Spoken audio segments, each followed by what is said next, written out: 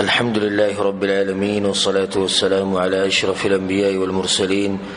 نبينا محمد وعلى آله وصحبه أجمعين. أما بعد،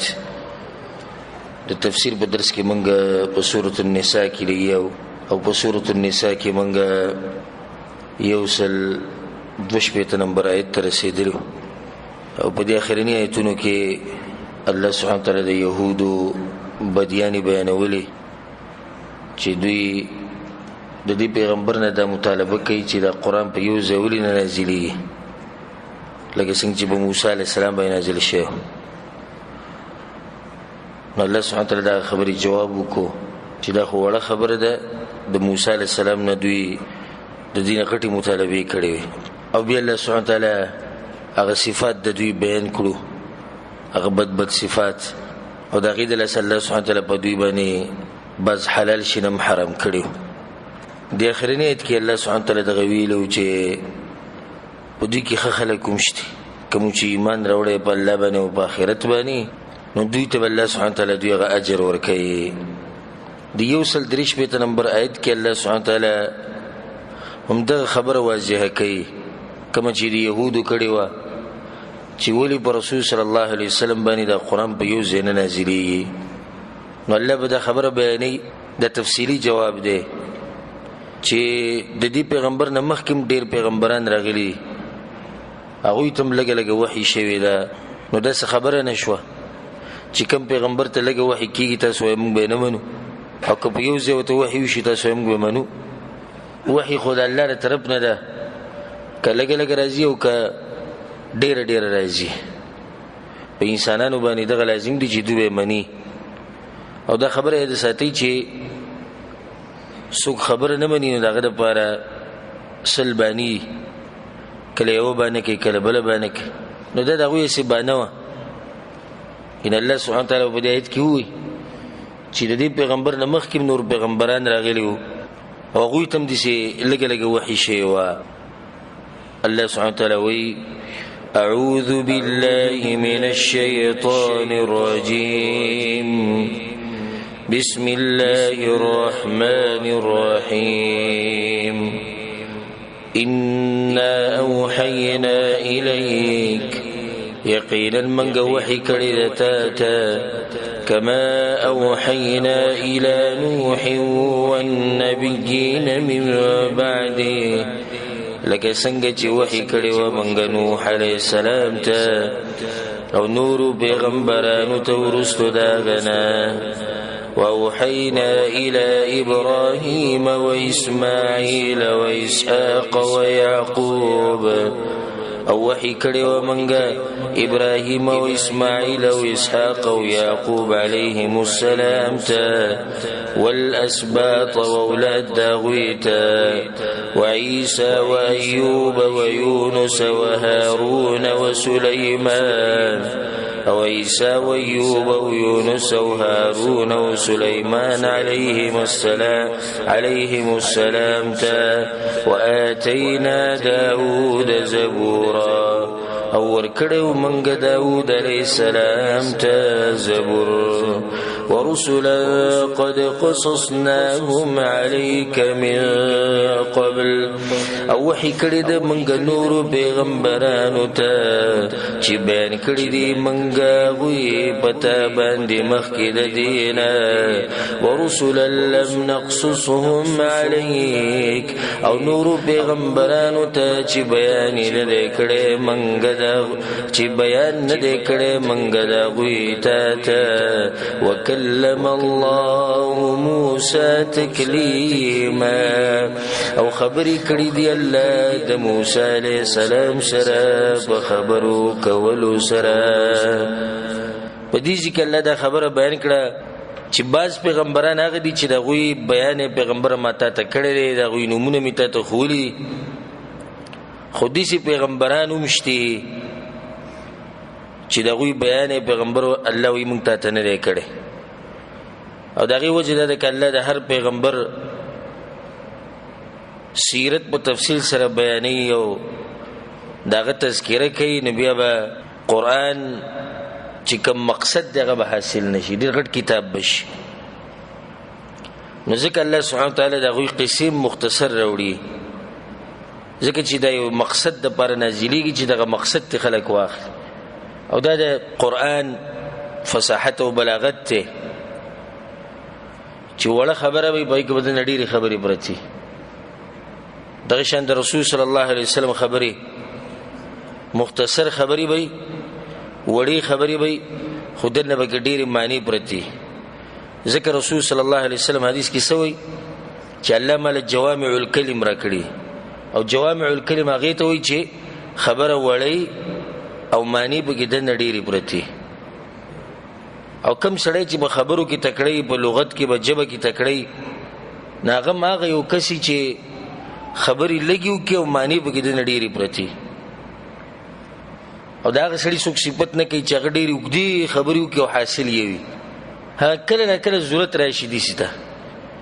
کله نه کله داسې مقام وي چې په مقام کې خبرې ډېرې کول پکار وي، اگر که مقصد یې وي. ځکه چې دا مخامخ خلک پوه کول غواړي. نو دې ځکه الله سبحانه وتعالی چې بعض پیغمبران هغه دي چې د هغوی بیان موږ ته ته نه دی کړی. وکلم الله موسی تکلیما، او خبرې کړي دي الله د موسی علیه السلام سره په خبرو کولو. د دې نه دا مسله ثابته شو چې د الله حقیقي صفت ته خبرې کول څنګه چې د هغه د شان سره ښایي او مناسب دي. نو په دې کې تاویلاتو ته ضرورت نشته چې څنګه الله خبرې کوي او دا خو د مخلوقاتو نه. په هغه ځای کې موږ له ودرېده پکار دي چې کوم ځای پورې الله موږ ته خبره کړې ده. د هغې نه به نه مخکې کېږي او نه به د هغې نه وروستو کېږي. بس الله وایي ما خبرې کړي دي، بس هغه د ځان نه ښه خبر دی. او کلام په عربۍ ژبه کې خبرو ته وایي. نو بس دغه حقیقي معنی سره دا صفت ثابت شو چې الله خبرې کوي. څنګه کیفیت دی د خبرو د الله، کیفیت الله ته معلوم دی. خو زموږ دومره ایمان دی چې الله سبحانه وتعالی خبرې کوي. ځکه الله تاکید وکړو وکلم الله موسی تکلیما، الله د موسی علیه السلام سره خبرې کړي دي په خبرو کولو سره، په خبرو کولو سره. نو دا الله حقیقي صفت دی. رسلا مبشرین ومنذرین، لګلی دي منګ پیغمبران زیر ورکونکي او ير ورکونکي. ولې الله را لګلی دي؟ دغه وجه لئلا يكون للناس على الله حجة بعد الرسل، د دې دپاره چې نشي د خلکو دپاره سبانه د الله په مخ کې وروستو د لېږلو د پیغمبرانو نه.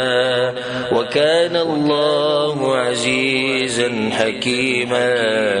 او دی الله غالبا حکمت والا.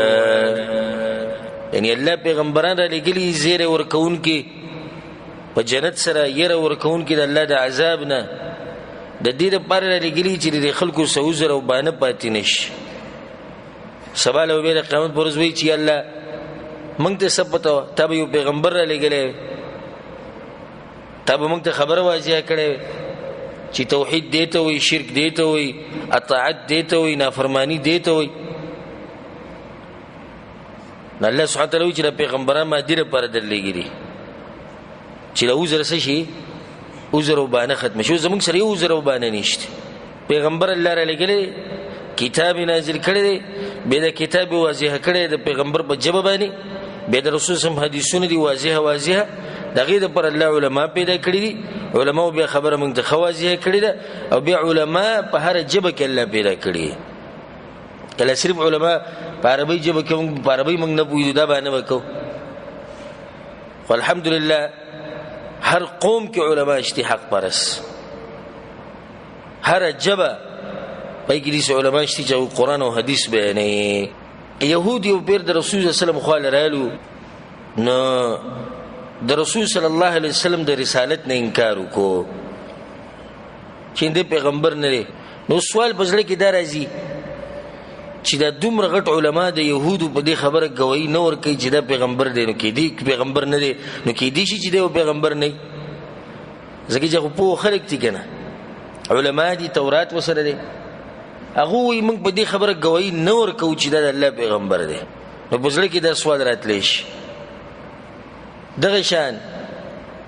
عبد الله بن عباس رضی الله عنهما وی چې يهوديان د رسول الله صلی الله علیه وسلم مجلس ته راغلو. رسول الله مرتدا خبر وکړه چې زما دی په الله قسمی ماته معلومه ده چې تاسو ته د خپته چې زه پیغمبر یم د الله. هغه نه موږ ته دې سپته نشته. الله سبحانه وتعالى در روان آیت نازل کو لكن الله يشهد بما أنزل إليك أنزله بعلمه مگر الله گواہی کوي په کتاب چې نازل کړي دي ته نازل کړي دي په خپل علم سره والملائکه یشهدون او ملائکم گواہی کوي وکفى بالله شهیدا او پورا دی الله گواہی کوونکې. الله وی کدی منی او نه منی زه گواہی کوم. که يهود په دې خبره گواہی ورکي او که نه ورکي نصارا په دې خبره گواہی ورکي او که نه ورکي مشرکان منی او که نه منی الله وی زو ما دا کوم کتاب چې نازل شوی دی دا ما نازل کړی انزله بعلم بخپل علم سره نازل کړی. ملائک گواہی کوي دا کافی ده کنه ځکه سوی وکفى بالله شهیدا الله وی دا کافی ده چې الله گواہی کوي.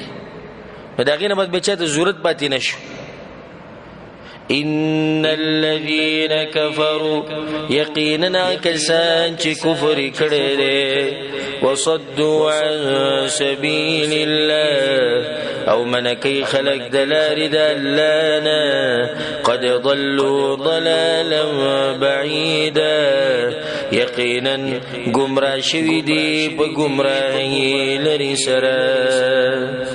دی ګل دا خلکو انجام بیانی چې کفر کړي دي دا پیغمبر نه دی منلې دا قران نه انکار کړي الله دغه انجام بیانې چې یقینا کم خلق چې کفر کړي دي او به خلق د دې حق لار نه من کړي الله دوی بلری گمراهي کې پراته دي د حق نه دی لري. ان الذين كفروا وظلموا یقینا کسان چې کفر کړي دي او ظلم کړي دي لم يكن الله ليغفر لهم ندي الله چې بخانو کې دوی ته ولا ليهديهم طريقا او نچوخي دوی تني غلارا. دا دوی سزا ده او دا انجام دی چې الله ته نه بخانه کوي نه بوته نه غلار خي. انجام یې څه دی؟ الا طريق جهنم مگر لار د جهنم دا بوته الله خي بدی به رواني خالدين فيها ابدا همیشه به باغی کې همیشه وكان ذلك على الله يسيرا او دې دا کار په الله باندې آسان. د دې نه بعد الله ترغیب ورکي د ایمان طرف ته. يا أيها الناس قد جاءكم الرسول بالحق من ربكم اي خلقو یقینا راغلی د تاسو ته رسول پرشتیا سره یا رسول په حق سره د طرف د رب تاسو نه فآمنوا خيرا لكم نو ایمان راوړی دا بغوری تاسو د وإن تكفروا فإن لله ما في السماوات والأرض او کتاسو کفر کوي نو یقینا د الله په اختیار کې دی هغه چې باسمانونو او زمکه کې دی وکانه الله علیما حکیما او دی الله په حکمت والا. الله کتاسو ایمان نه راوړي نو زم بیزار هم بے پروا زمکه عثمانون کی جسے دی الله دا زما په اختیار کی او دی خبر باندې تفصیل منګه ورون کړو. د دین بعد الله سبحانه وتعالى د اهل کتاب اصلاح کوي. اهل کتابو کې د مرزو چې غلو به کوله غلو یو مسله کې به د حد نه وړیدو او صحیح منهج چې کوم دغه د وسطیت ته منهج دی. وسطیت څه ته وایي چې نه به زیاتې کې نه به کمې کې نه به افراد کې نه به تفرید کې. یهود وی والعیاذ بالله چې عیسی علیه السلام د زنا نه پیدا دی دوی دا چلو کو هغه بل طرف ته نصارا اوسې چلو کو و عیسی علیه السلام د الله زوی یو طرف ته کمې بل طرف ته زیاتې یو طرف ته افراط بل طرف ته تفریط او زمونږ منهج الحمدلله د اهل سنت والجماعت اهل حدیث او د سلفیت منهج هغه دی چې ته به همیشه وسطیت ته منهج خپلې چې بای کې افراط او تفریط نه او باقي تاسو لډیر مثالونه درکولای شي یو مثال دوا لکه زمونږ په ملکونو کې بعض خلک د رسول صلی الله علیه وسلم په حق کې افراط کوي او بعض تفریط کوي بعض خلک زمونږ ملکونو کې دي سړي چې هغه دا وی رسول صلی الله علیه وسلم د الله د نور یو ټوکړه ده یعنی د الله په شان دی نو دې ځکه اوس بندې راوچت کو د الله او د الله سره یو ځای کو لکه څنګه چې عیسایان وایي چې عیسی علیه السلام د الله زوی دی پیغمبر صلی الله علیه وسلم د چغې واو ایستا خبر اوري هغه حاجتونه پوره کوي هغه به دا کوي به دغه کوي یا رسول الله مدد او د چغې رواني دا خلک د حد نه وړي دویم طرف ته هغه خلک چې زموږ په ملکونو کې چې هغوی د پیغمبر صلی الله علیه وسلم مقام نه دی پیژندلی او هغه حق نه ادا کوي کوم چې الله ویلی دی چې دا د پیغمبر حق دی نو د مولا خبره او د پیغمبر خبره دا ورته یو شان ښکاري بلکې د مولا خبرې له به ترجیح ورکوي د پیغمبر صلی الله علیه وسلم په خبره باندې نه ته به ورته وایي چې دا کار ته ولیکې وایي پلاني صاحب ویلي نو ته ورته وایي چې رسول صلی الله علیه وسلم خو داسې وایي نه صحیح ده خو لکه دا زموږ په مذهب کې نشته او زمونږ مولوي صاحب نه دی ویلي اوس دا خلک دي چې پیغمبر له منډه د خپل درجې نه راکوز کو او د امتیانو په شان کو بلکې امتیان ته غوړه کړو دغه په شان کړی نه دي امتیان ته غوړه کړو چې د امتیانو خبره ومنلې شو او د خبره هغه ونه منلې شو دوه طرف ته ظلم او زیاتې او زمونږ منهج هغه به منځ کې الحمدلله چې رسول صلی الله علیه وسلم انسان دی د الله بنده دی د الله درجې ته چرته نه راشي الله خپل مقام دی د پیغمبر صلی الله علیه وسلم خپل مقام دی خالق دی مخلوق دی بل طرف ته موږ دا وایو چې سید چې رسول صلی الله علیه وسلم انسان دی بشر دی د الله بنده دی خدای الله د نور بندگانو بشان نه دی د دوی نه غوړه دی الله وته وحی کړی ده د خبره به منل کیږي د تابعداري لازم ده او د خبرې خلاف چې چا خبره مراشي هغه به پر خو دې کی دا اوس صحیح منهج دی د وسطیت ته بل مثال به درکم شیعاګان او روافض هغه دا وی چې صحابه کرام ولیاذ بالله د بيدینه خلق دي هغه په باز کتابونو کې داري چې دا مرتد دي ټول ولیاذ بالله سوای دی درې سلورونه اولی د اهل بیت سره مینا کوي دغه داوود ده اگر کبه خپل داوود کوم دروغجن دي وې زمنګ د آل الرسول سره محبت ته ناغه محبت کې دومره غلو چې نور صحابه یې کړو هغه لمنډه کافران کړو او علي رضی الله عنه حسین رضی الله عنه حسن رضی الله عنه فاطمه رضی الله عنها دایره اوچت کړو د الله نه اوچت مقام ته ورسول ځکه چې بعض کتابونو کې دا راځي وی الله داغه وخت پورې یو کار نشي کولای چې سو پوری د علی رضی الله عنه تپوس نه کړي دا شیعاګانو منهج دی او جنت او جهنم د علی رضی الله عنه په لاس کې او د حسین رضی الله عنه د قبر زیارت کول کربلا ته تل د حج او د عمرې نه وګوري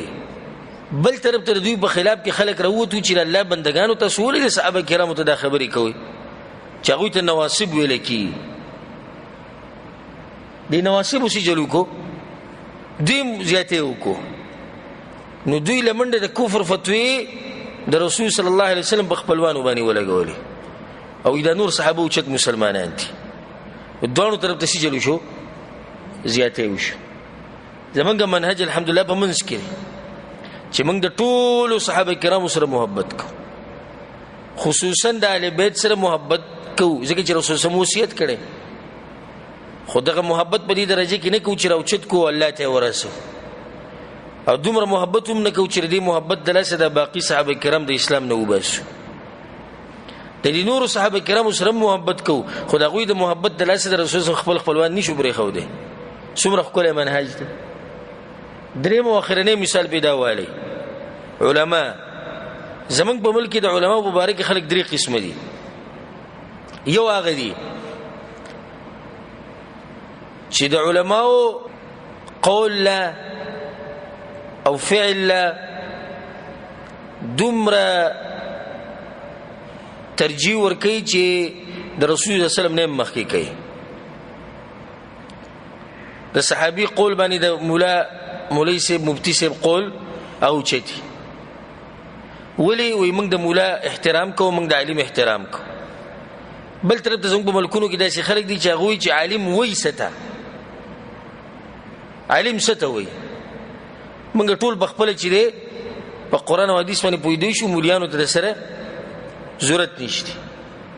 او عالم ورته داسې ښکاري لکه معاشره کې چې عام کس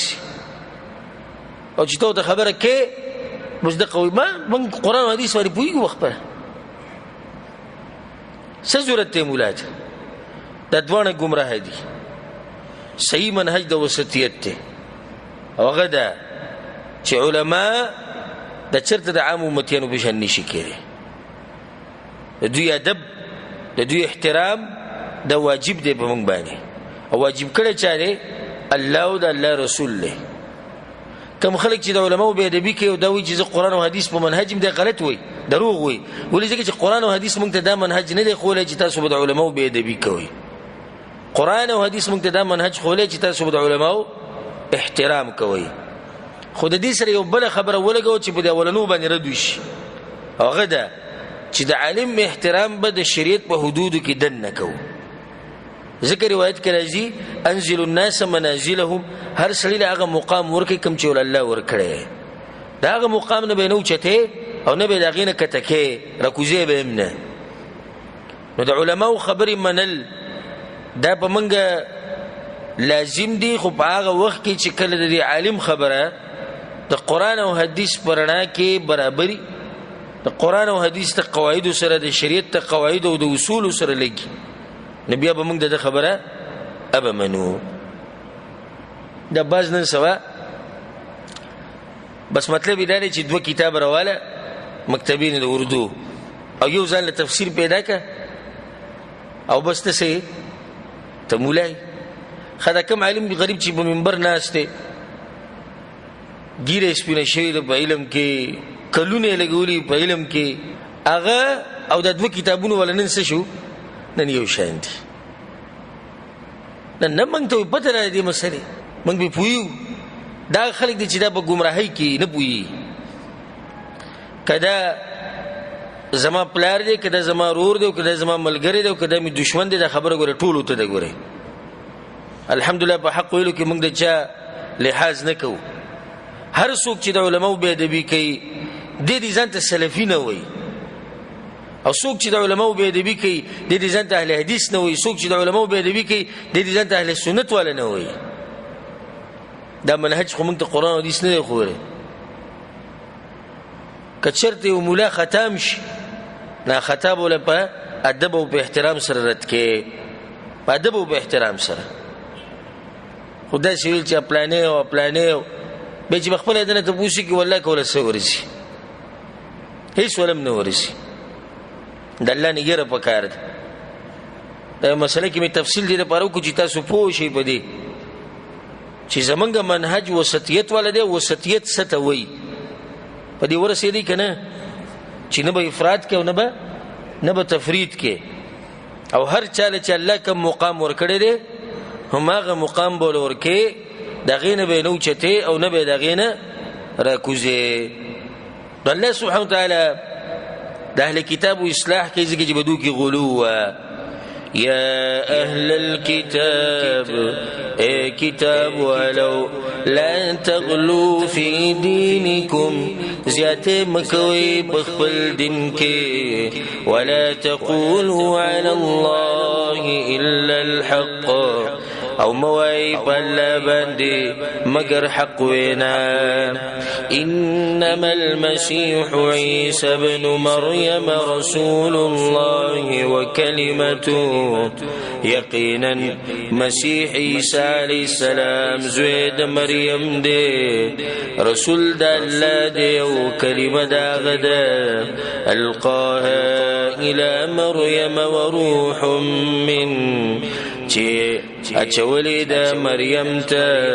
او روح دې د طرف د الله نه. ادي مسلې تفصیل موږ سره مخکې تیر شوی چې کلمه او روح دې څه مطلب دی. الله وی حق وینا کوي ظلم جاته ما کوي دا حقیقت ته د عیسی علیه السلام. فآمنوا بالله ورسله نو ایمان راوړی په الله باندې او پر رسولانو داغه ولا تقولوا ثلاثه او موای چې معبودان درې دي. دا غوی د تثلیث عقیده ده چې الہ درې دي عیسی مریم او الله یا عیسی الله او جبريل. دغه عقیده الله دې نه منکه جدي شي مو وای انتهو خيرا لكم من شهد دين دا بستاسو دا فارغ ورئی انما الله اله واحد یقینا الله حقدار د بندګۍ یو دی سبحانه پاک دی هغه ان یکون له ولد د دینه چې شي دغه د پاره بچي له ما فی السماوات وما فی الارض دغه په اختیار کې دی هغه چې په اسمانونو کې دی هغه چې په ځمکه کې دی وکفا بالله وکیلا او پورا دی الله ذمہوار. کله چې الله سبحانه وتعالی دا خبر وکړي چې تاسو عیسی علیه السلام له هغه مقام ورکې کوم چې داغه دی نو عیسایانو سوي چې دا خو د عیسی علیه السلام بے ادبی ده او دا باغه بده غني څنګه موږ هغه ته دا خبرې وکړو او داغه مبارک دي سی وایو دا نن سبم دي سی دا چې ته چاته وای چې دا پلانې عالم دی مولا دی وزدل خبره د قران حدیث خو ما جوړه وکنه نه دی وی ګورو سور غټه بے ادبی وکړه ځکه موږ ته خلک بے ادب وي بے ادبی زموږ دغه ده چې موږ وای چې عالم دی خپل مقام ولا ورکه د پیغمبر مقام ته مرسو د صحابه کرام مقام ته مرسو د دې دراسه د موږ ته بے ادب وي خادم ته موږ ته خلک وي د اولیاء الله ګستاخان دي او بے ادبی کوي هغه دي چې موږ دا وایو چې ولی الله په درجه کې پریدا ولی الله مد الله درجه ته رسوا مې د پیغمبر درجه ته رسوا مې د صحابه کرامو درجه ته رسوا کړه دوی نه علاوه ولی الله موږ منو ادب او احترام موږ منو خدای چې بخپل درجه کې ساته یو امتی دی دی وګوره دوی به دی وګوره دا به دی د زموږ چې راخله کې بیانې نصارو دا خبرو کړ چې کوم خبره چې تاسو کوي د عیسی علی السلام مبارک کې د سیمنګ نشو لږه چې دا دغه به ادبی دا هغه به بدګنی الله رد کو بده خبره باندې لن يستكف المسيح هچری نفرت نکی مسیح علیہ السلام ان یکون عبد لله د دین چشی بند د الله دا خبر هغه چرتم بدنی شي غنل چې تاسو ته الله بندو وي هغه تاسو سوي چې ماته د الله بندولي وي وللملائکه المقربون او ناغه ملائک چې نږدې دي الله ته هغه دا خبر بدنه غني بلکې بدی خو خوشحالي او دعوتهم دي طرف تور کې عیسی علی السلام دعوتهم دا چې سمه زه الله بندې ما د مور په غیږ کې هغه خبره کړې او ان شاء الله دا براشي په سورۃ مریم کې چې هغه د مور په غیږ کې دا ویلو چې زه الله بنده او د الله پیغمبر یم هغه دا خبره څنګه بده غني ومن يستكف عن عبادته ويستكبر او څوک چې نفرت کوي د الله د بندګۍ نه او ځان لوی ګڼي فسيحشرهم الیه جميعا نو زر د چې جمع بکي دوی لره الله خپل ځان ته ټول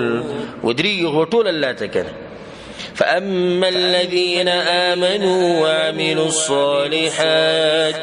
بس هر چا کسان دي چې ایمان راوړي دي او نیک عملونه کړی دي فيوفيهم أجورهم نظر د چې پوره باور کې دوی ته اجرونه د دوی ويزيدهم من فضله او زیات باور کې دوی ته د خپل مهربانۍ نه اگر اجر خو ته ملوي خو الله بوله خډیر اجر ورکړي او د الله مهرباني ده چې یو نیکی پلس کله په وسوه کله د دینم زیات دغه شان دي کې د ندام راځي ويزيدو من فضله چې الله خو بوله جنت ورکړي د جنت سره سره به الله سبحانه تعالی خپل دیدنوم نصیب کړي والله دې موږ ته نصیب کړي وأما الذين استكفوا واستكبروا او هر چا کسان دي چې نفرت کړي دي د الله د بندګۍ نه او ځان لوی ګڼلې دي فيعذبهم عذابا أليما نو عذاب ورکي دوی ته عذاب دردناک ولا يجدون لهم من دون الله وليا ولا نصيرا او نبا ممیدوی د خپل ځان د پاره